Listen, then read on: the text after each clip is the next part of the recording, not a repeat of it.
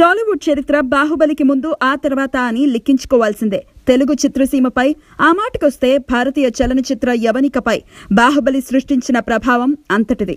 కేవలం గణాంకాల గురించి మాట్లాడుకుంటే ఆల్ ఇండియా పరంగా అన్ని రికార్డులను బద్దలు కొట్టేసింది. ఏకంగా 1000 కోట్ల మైలురాయిని అవలీలగా దాటేసింది. తెలుగు సినిమా స్టామినా ప్రపంచానికి చాటి చెప్పిన చిత్రం ఇది. బాహుబలి రికార్డులను బద్దలు కొట్టడం సామాన్యమైన విషయం కాదు. ఈ విషయం చిత్రసీమకు తెలుసు. అందుకే నాన్ బాహుబలి రికార్డులు అంటూ కొత్తగా ఒకటి మొదలెట్టారు. అంటే రికార్డుల పరంగా బాహుబలి గణాంకాలని పరిగణలోకి తీసుకోరన్నమాట.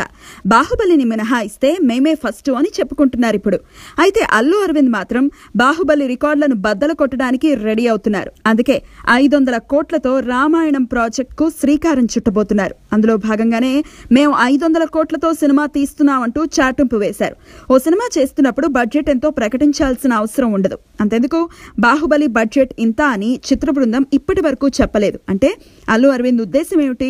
భారతీయ చలనచిత్ర సీమలో మాకంటే ఎవ్వరు ఇంత భారీగా ఖర్చు పెట్టడం లేదనే కదా. అలా ఇండియన్ సినిమా చూపు ఈ సినిమాపై పడేలా చేసుకుంటున్నారన్నమాట.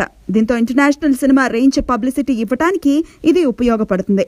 తద్వారా బిజినెస్ భారీ ఎత్తున చేసుకోవచ్చు.